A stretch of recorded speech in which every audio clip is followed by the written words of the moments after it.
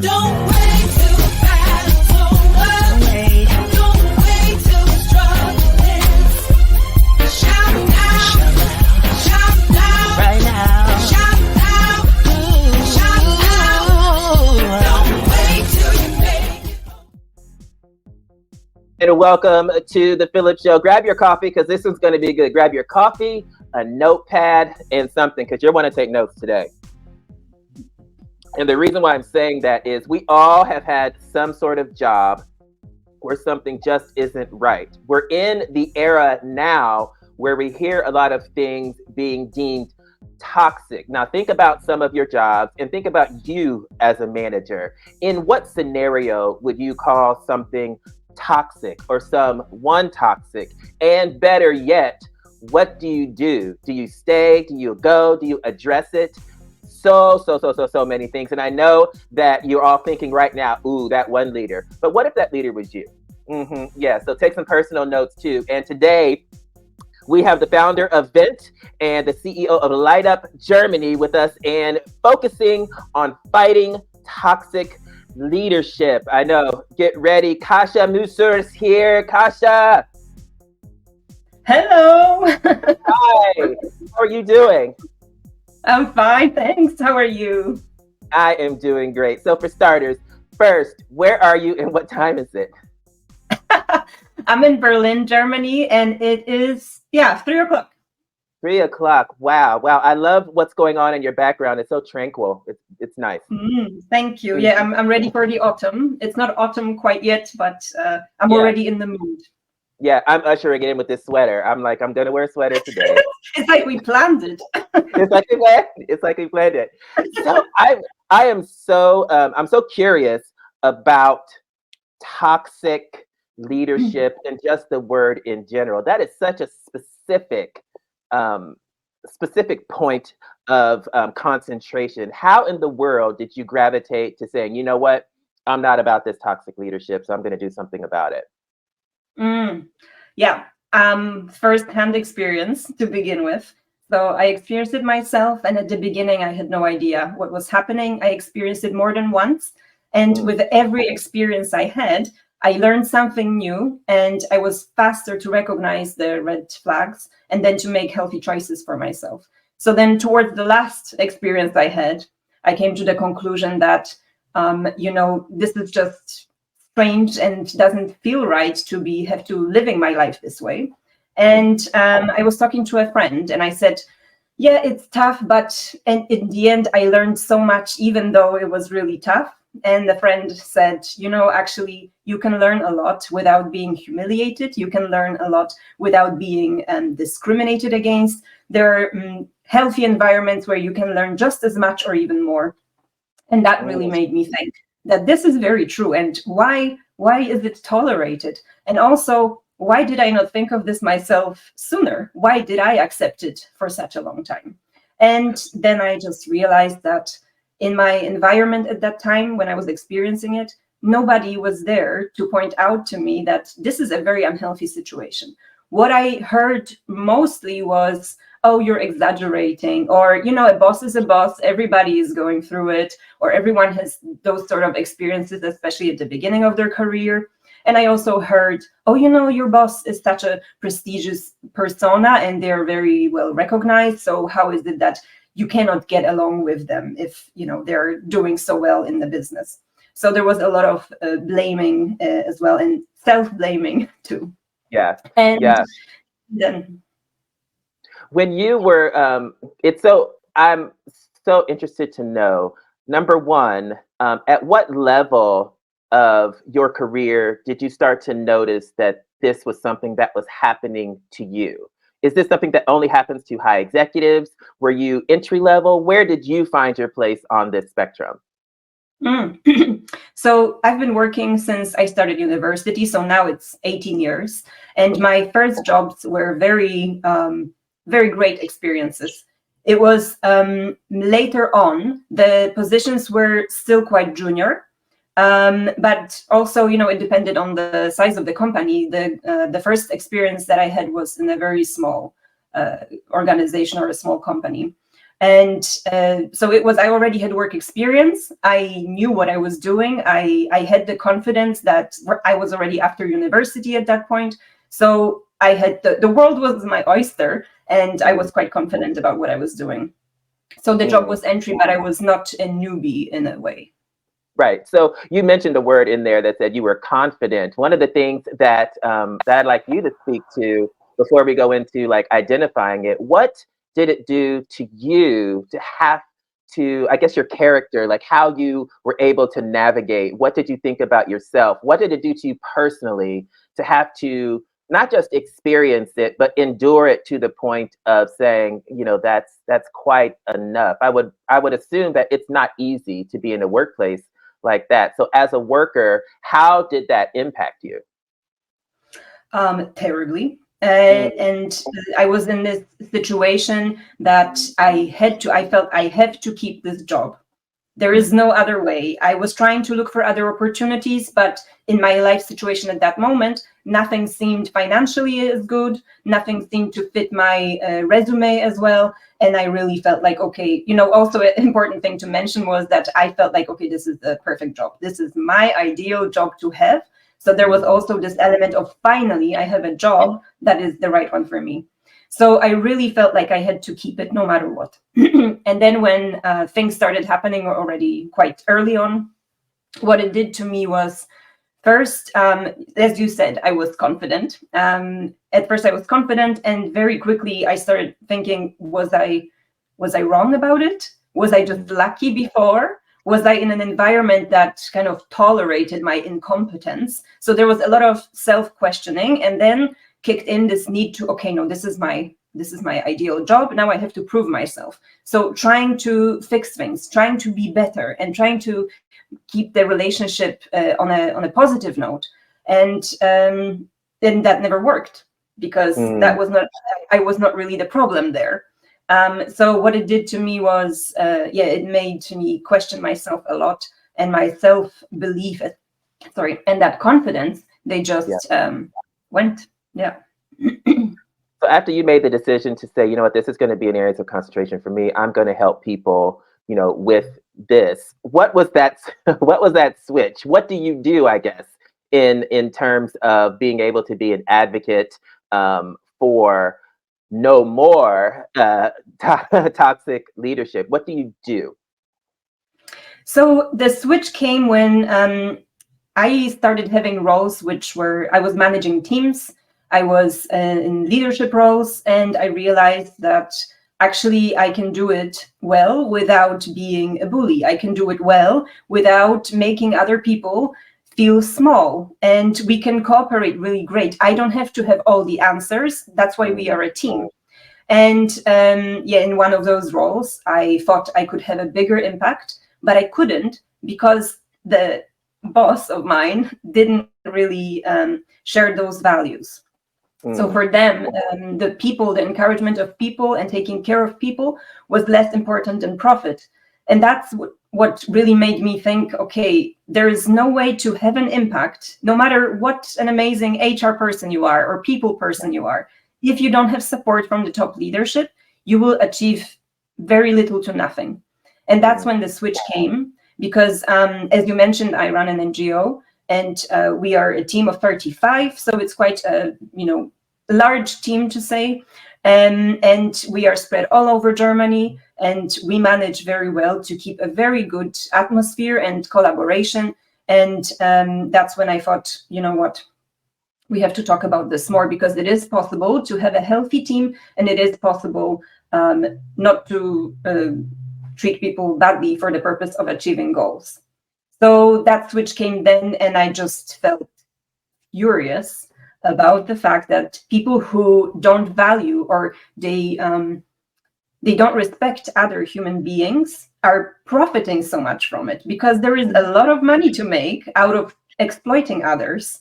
And we know that from the human trafficking element of my work as well. It's appalling. And a lot of it is because there is no awareness, and people don't recognize the signs, and because it's so normalized and acceptable. So this switch came when I just realized that if we talk about it more, we can reduce it. So it was, at the beginning, it was just fury. Yeah. Yeah. Just straight up, I'm sick of it. Yeah. Yeah. With what you do now, I am sure that you give people and your team. I'm sure that your team is a reflection of what you don't want to happen. So so there's kind of like that thing. Like I've come out of this, and I'm going to build intentionally a place that is not this way. When it comes to identifying, if I'm a person and I'm working, and I think, how do I know that I'm in a toxic situation? And how do I know it's not just me and I need some coaching in certain areas?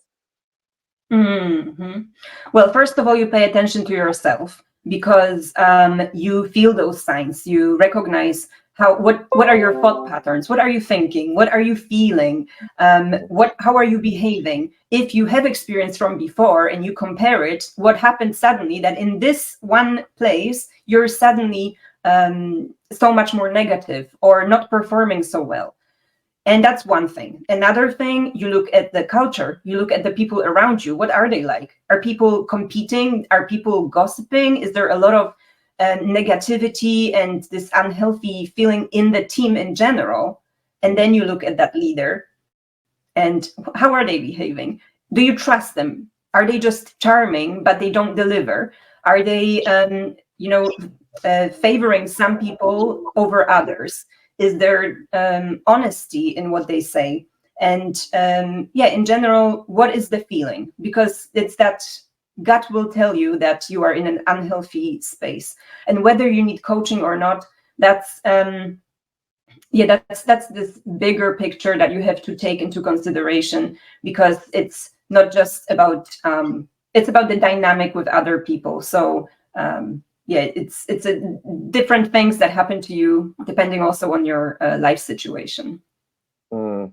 As a leader, I know it's often hard to keep the balance, like the psychology of management, the actually the pragmatic part of it, the functional side of it, to make sure that you're balanced as an individual, your emotions, you're not, projecting and all of these things.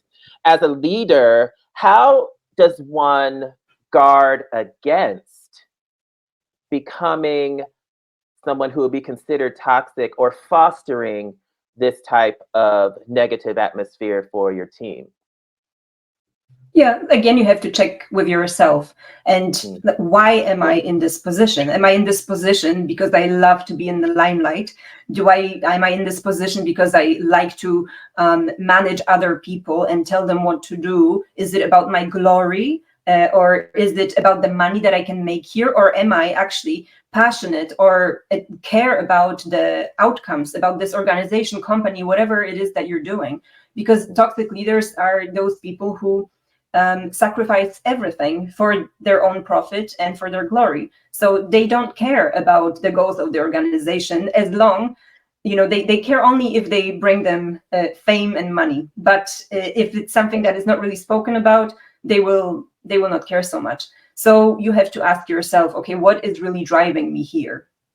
And then another thing is keep in touch with the team. Speak with people. Don't assume that you know everything and that what you imagine about yourself is the truth, because we all have blind spots.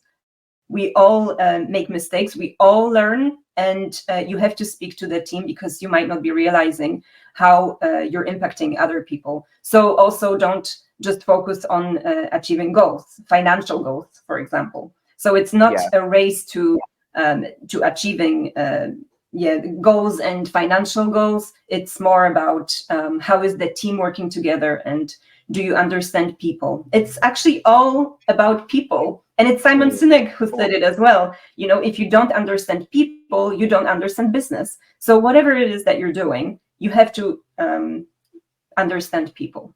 Yeah. And people are often the hard part.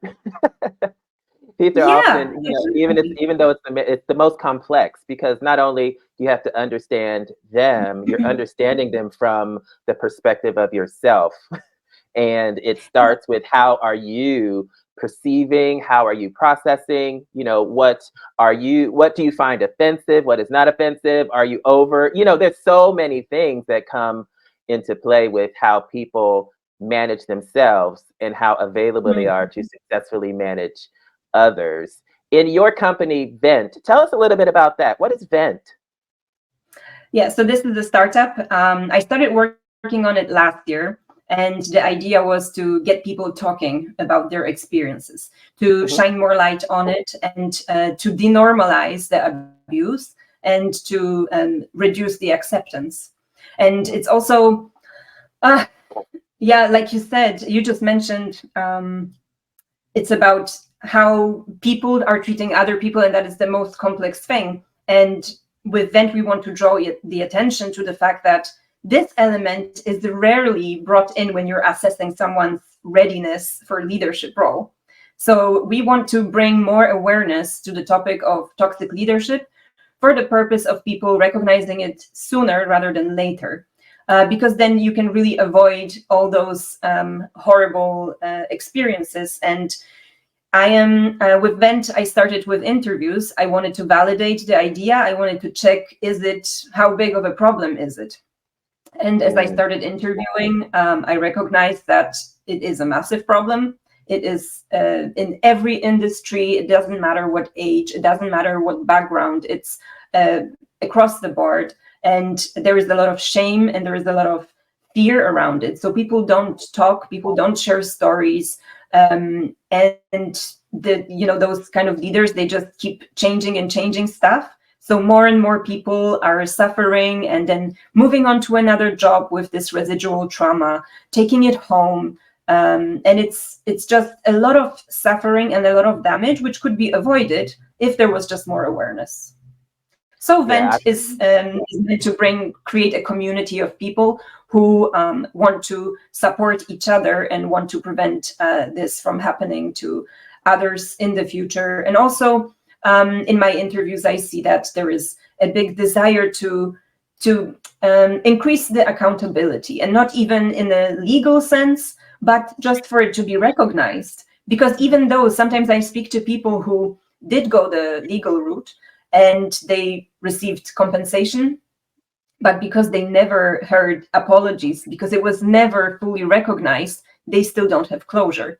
So it's about people being able to contribute through contributing their story to contribute to wider awareness and prevention and accountability through this awareness. You said that sometimes people don't have closure, and in your experience, I know that can be difficult.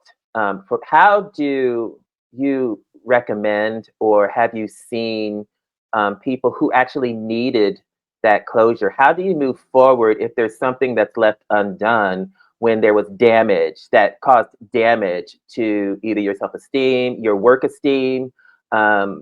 It could have caused a huge rift in your projection, your professional projection. Like, how do you move forward after something like that may have devastated, if you will, your life? Mm-hmm.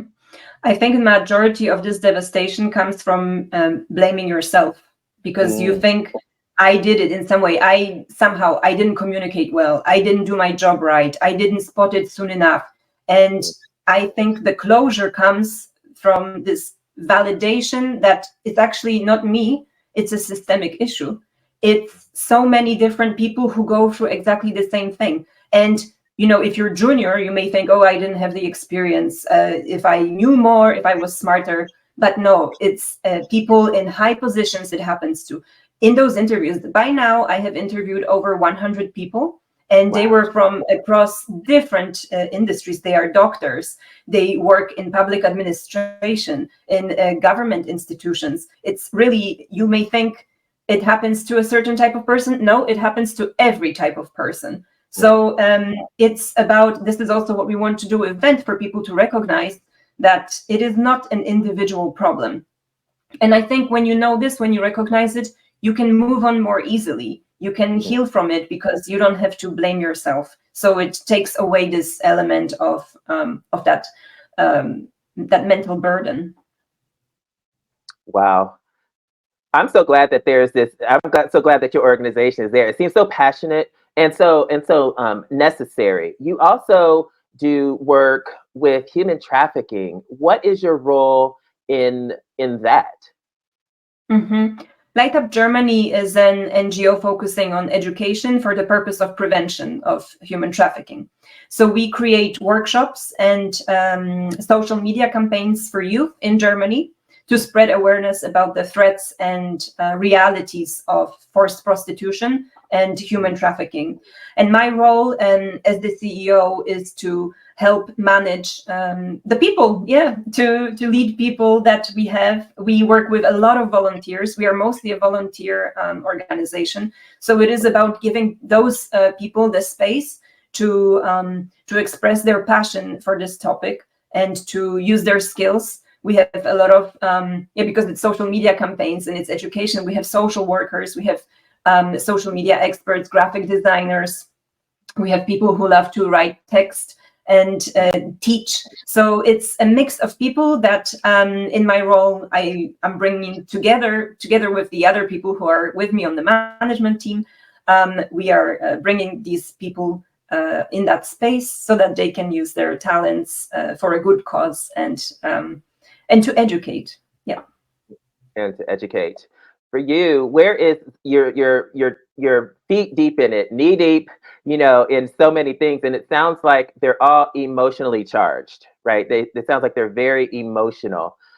Where do you personally find balance in who you are as a person and your passion to work through the challenges that others may be facing and moving them along? How do you find balance in your own life to handle all of these emotionally charged areas? Thank you for asking this. No one ever asked me. So it's definitely my family. I am very close with my family and just, holding on to this kind of reality that I'm in. I have a dog and he is quite demanding. I love so dogs. He keeps me down to earth with all his needs and his humor. And also I do sport, and this is very good for me to clear my head and whatever emotional situations I encounter, because these interviews, they can be quite tough. People experience horrendous things, and it's I mean, for me, it's a privilege that people have the trust and they feel safe to share these stories with me. And I empathize because I experienced it myself. So it is something that I care about deeply. But I also know that there are threats, not threats, but dangers to it if it's not properly managed. So yes, I also speak to people, professionals, about just to make sure that I don't take it on, or also when I speak to people that I don't re-traumatize them in any way. So it is a process that needs to be managed, and it has to be done consciously and very carefully, because I am not a therapist, so it's not I'm not in a position to help people in that way.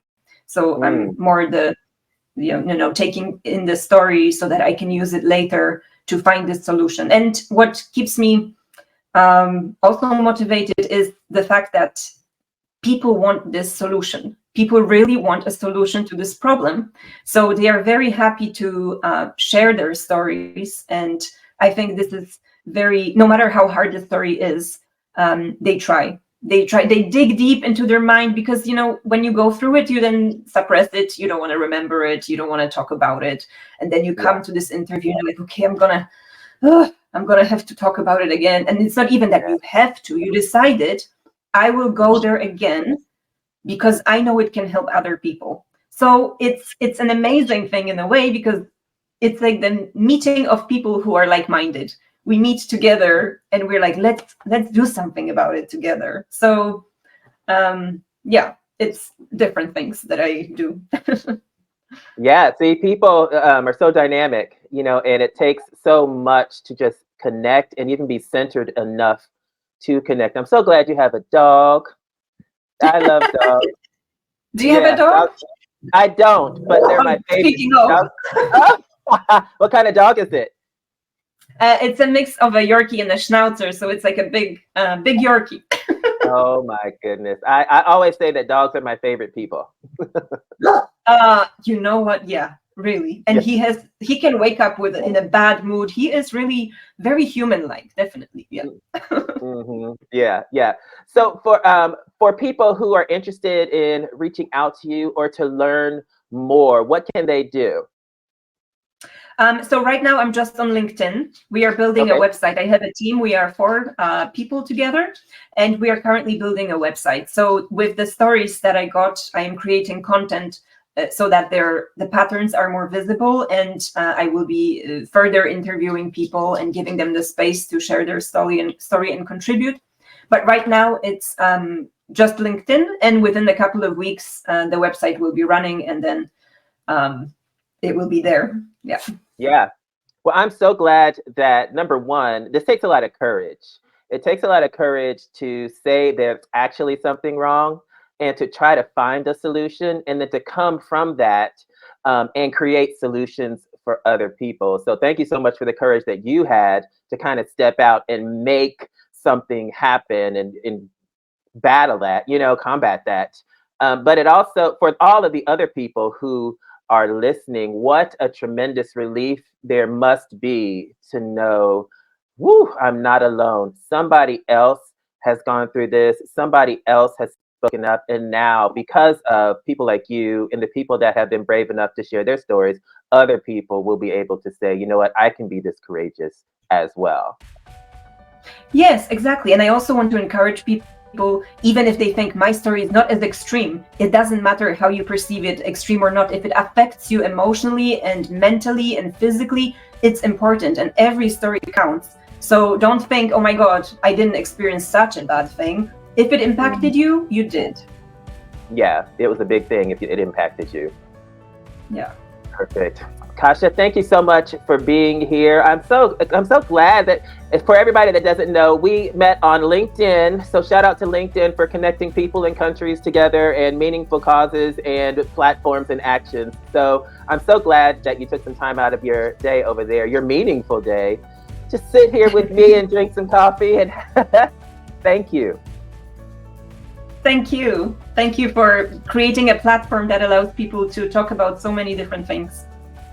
Oh, absolutely, it's my pleasure. I'm so glad you're here, and I'll reach back out to you, and I'll say this to everybody so they can they can know. I'll reach back out to you and touch base to see when your website will be done, and we can make sure that people can link from LinkedIn to whatever you're doing because it's that important. Absolutely. Great.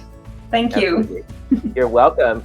So that's Kasia of Vent. Listen, there is help, and you hear me say it all the time. There is hope. Everybody has a story, as you just heard. It doesn't matter how small you think it is or how dramatic you think it is. There are ways that your story can positively impact people. And if you are someone that has experienced toxic leadership, or if you're someone who's questioning if you're a toxic leader, this is a really great time to kind of take some inventory, rewind this. If you're listening on the podcast, rewind. If you're watching, wind it back and take some notes, because it's all about people, and how you connect with people really can change their lives. Thanks so much to Kasia for being here.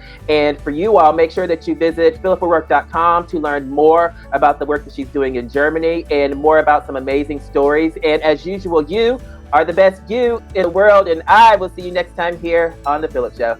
Don't